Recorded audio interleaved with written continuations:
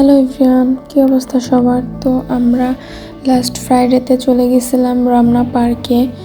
যেহেতু ঢাকার মধ্যে 4 দেওয়ালের মধ্যে থাকি, তো এখানে কিন্তু একমাত্র রমনা পার্কটাই কাছাকাছি আছে, যেটা আমাদের একটু নিঃশ্বাস নেওয়া যায় শান্তি মতো। তো তাই আর কিছু না ভেবে চলে আসলাম রমনা পার্কে, এখানে একটু ঘোরাঘুরি করতে, একটু সময় কাটাতে।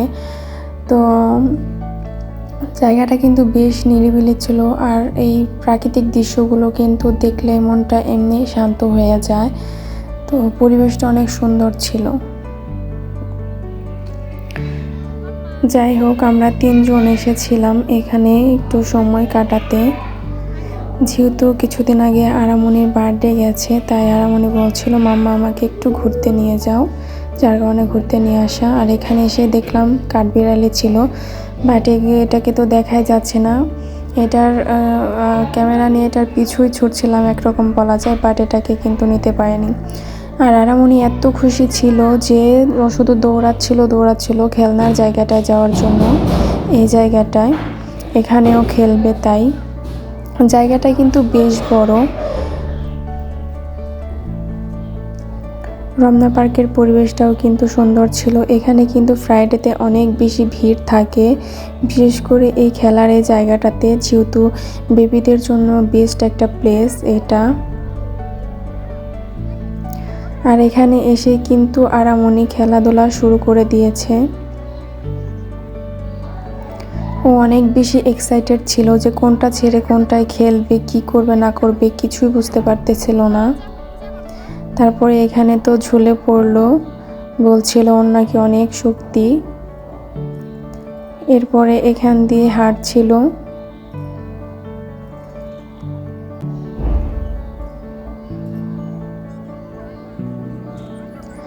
আবার এখানে দৌড়ে এসে পিছন দিয়ে দিল। মানে ও কীভাবে উঠছে, আমার গা শিবরে উঠছিল যখন এখান দিয়ে উঠছিল, কিন্তু ওকে দেখে মনে হচ্ছিল খুব ইজিলি এখান দিয়ে উঠে যাচ্ছিল। মানে কি আর বলবো, শুধু দৌড়াচ্ছে আর দৌড়াচ্ছে, কোনটা ছেড়ে কোনটা খেলবে বুঝতেই পারতেছে না। এখানে দোলনা ছিল, বাট আর 2টা দোলনা ছিঁড়ে গেছে। আর এটা কি খেলনা ছিল বুঝতে পারলাম না, শুধু বেবিরা এখানে বসেছিল, ও মজা পাচ্ছিল না এটাই। তারপরে পরেরটা চলে গেল। এখানে এসে আবার খেলাধুলা শুরু করে দিল। তো যাই হোক, আপনাদের একটা কথা বলতে চাই, বেবিদের নিয়ে বা ছোট বাচ্চাদের নিয়ে এই সব পার্কে গেলে খুবই সাবধানতার সাথে ওদের দেখাশোনা করবেন। কারণ আজকে আমাদের সামনে একটা বেবি কিন্তু পড়ে গিয়েছিল, যেটা দেখে খুবই খারাপ লেগেছে। তো যাই হোক, দেখতেই পাচ্ছেন একটার পর একটা স্টেপ ও কিভাবে খেলছে।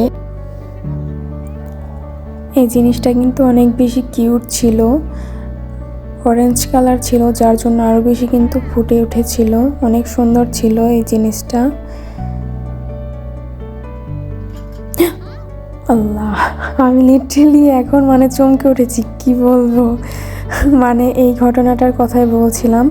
এখানে আমার ভিডিও ফুটেজে চলে এসেছিল এটা।